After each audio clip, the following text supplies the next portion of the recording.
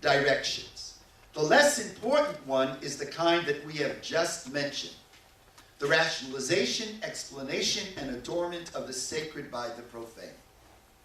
That is, the less important one is the movement of how Chol affects Kodesh. Far more significant and consequential is the radiation of Kodesh towards Chol.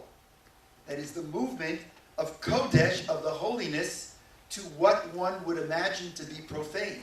Ennobling it, raising it to the loftiest levels, sanctifying it, impregnating it with meaning and purpose. In the area of Torah Yisrael, we also disagree with the meaning of what is commonly referred to as Dat Torah. Das Torah. Literally, that means the knowledge of Torah. Let me lay it out for you. We would, of course, disagree with those in the Orthodox rite who understand Dat Torah as a quasi-form of Ruach HaKodesh. Rabbi Bernard Weinberger seems to support this position. Let's take a look at number 2.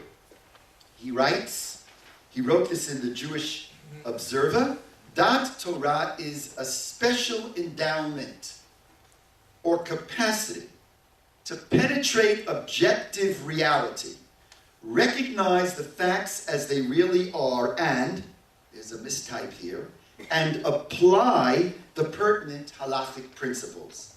It is a form of Ruach HaKodesh, as it were, which borders, if only remotely, on the periphery of prophecy. He's talking post-Shoah. And what he's saying here is that the rabbis have almost quasi-prophetic power. Let me read to you from the works of the great Rabbi Eliyahu Desla in his Michtav Eliyahu, a work that has had a profound impact upon my life. Although here, I respectfully disagree with what he has written and with what I'm about ready to share with you.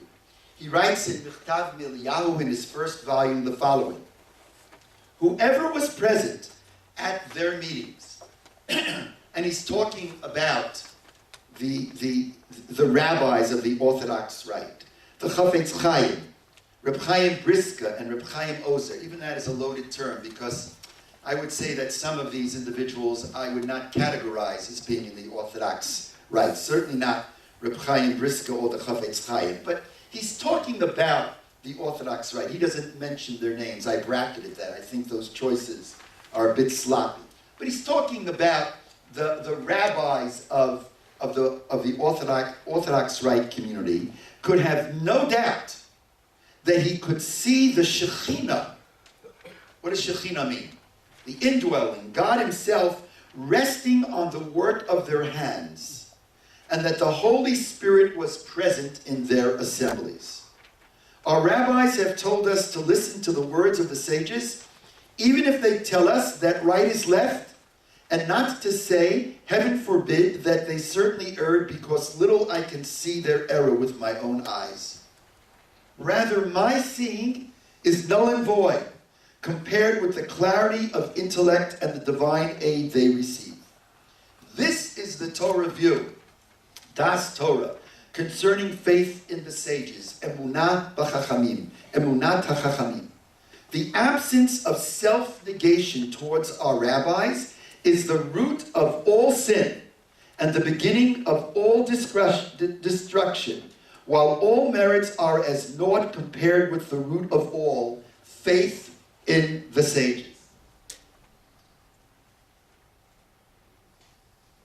And that writing is not an anomaly. There is a sense out there that those in that group have this quasi-prophetic power.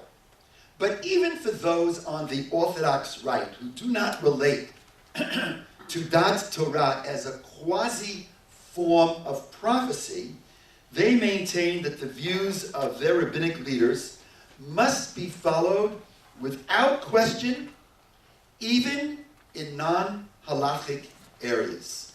There are areas that are pure halakha, there are other areas that I would categorize as not being pure halacha, but as being areas of public policy.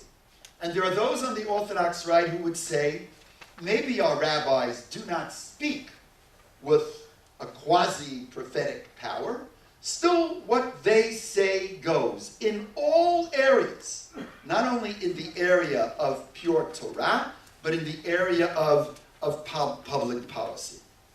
We in the modern Orthodox camp also revere the wisdom of our great rabbinic authorities. But in non-halachic areas, our rabbis recognize their limitations and advise us to seek out experts in the area. Like Rabbi Soloveitchik. When the activist, as a young activist, when we approached Rabbi Soloveitchik and we asked him, does public protest work to help Soviet Jewry?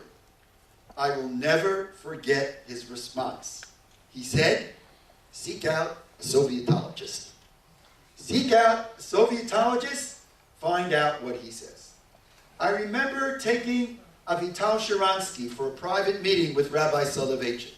And she went to Rabbi Soloveitchik for advice. And Rabbi Soloveitchik looked up and he turned to her and he said, why don't you seek out Pip? I know Pip. And I was thinking, who's Pip? Who's Pip? And then it hit me. The Rav was from Boston and he just had it slightly wrong. It wasn't Pip, but seek out Tip. Tip O'Neill. Tip O'Neill. He's in the Congress. He knows much more about this stuff. He knows about the pressure on the Soviets that would work or that wouldn't work. It's a very glaring differences. And indeed, our different approaches to Dat Torah, especially surfaced in the Soviet Jewry struggle. Following the Dat Torah of their rabbis, the Orthodox right opposed public protest, insisting that the only way to help oppressed Jewry was through quiet diplomacy. And despite the decrees of these Gedolim, the modern Orthodox community ignored their decisions and were in the vanguard of public protest. It's not that we didn't believe that quiet diplomacy wasn't effective. In fact, we knew it was effective.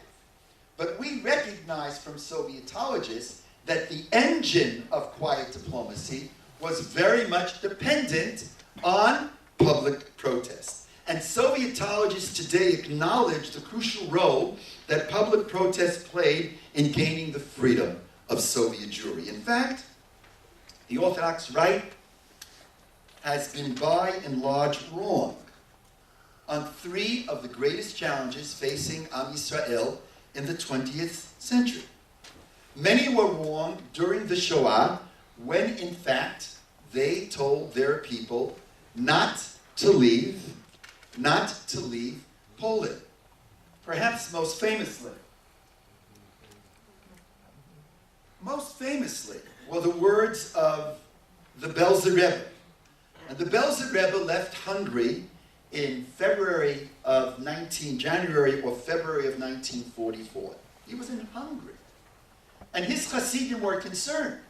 Perhaps he's leaving because he recognizes that the future for Hungarian Jewry was a dark future. And his reaction was very strong. He said, I am not leaving because I am fearful of what will happen here. As a matter of fact, the future in Hungary is very good. I am leaving for proactive reasons because I've always dreamt of making Aliyah. And he gave a drasha, and we have the drasha.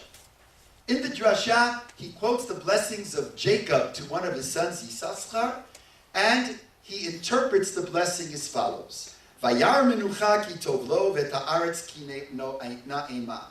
That he saw that the resting place, that it was good, and the land, that it was pleasant. And this was his drasha. Vayar menucha, and he saw that it was a resting place. Shahat Sadiq ro'eh shetishre po letoshavei medina zot menucha v'shalva.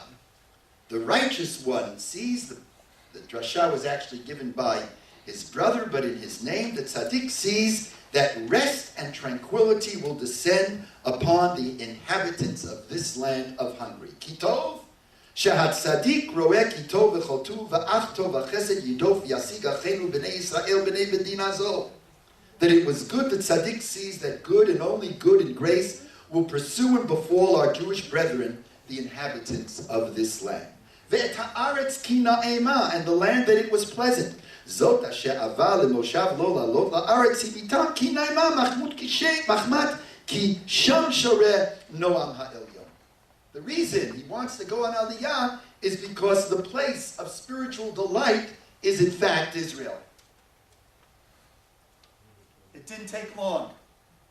Maybe a month later, after he left, there started the roundup of Hungarian Jews. And today, if you look into the Belzer archives and you read the drasha of the Belzer Rebbe, you will find that there are 22 lines of that drasha that are deleted. It's those 22 lines. Now, I say this with great deference to the Belzer Rebbe, because I think that his kavanah was only positive. He was a man of extraordinary greatness, a man of extraordinary piety, but he was wrong. He was wrong on the future of Hungarian Jewry. And the reality is that the Orthodox right, they were wrong and often were late in coming to the support of the newly established state of Israel. And as I've pointed out, they were wrong, in fact, on Soviet Jewry relative to public protest. Even in purely halachic areas, we part company in our understanding of Dat Torah. For the Orthodox right, Dat Torah means that decisions made by the rabbis close off all discussions. All discussions. In modern Orthodoxy, on the other hand, it sets the foundation from which discussion ensues. Let's take a look at number 3, the words of a colleague of mine with whom I studied in high school. He was my chavruta, Dr. Lawrence Kaplan. He writes, while psak, that means the decision-making of the rabbis, always leaves room for more discussion, for more analysis, and for responsible criticism, the whole purpose of Dat Torah is to close off and suppress discussion. It enables one person or one group to impose ex cathedra a personal, particular viewpoint on all persons, on all groups, and no questions asked. In sum, for the modern Orthodox community, if Dat Torah means to revere the wisdom of our great rabbinic authorities, like Rabbi Yosef Dov Soloveitchik of blessed memory, we believe in it. We believe in it. If, however, it means to follow blindly the great rabbinic authorities in non-halachic areas, or to close off discussion in purely halachic areas, we profoundly disagree. We respect Rabbi Soloveitchik's Dat Torah precisely because he was a person of enormous human wisdom and insight. He understood that Dat Torah was not to be imposed, that it was to be persuasive rather than authoritarian. The bottom line is that the Orthodox right believes in the centralization of rabbinic authority. Now, that approach has its positives. As one could argue, it serves as a check on rabbis who act improperly. But it has a negative. Quite simply, power corrupts. And a great deal of power corrupts greatly. The modern Orthodox approach is that post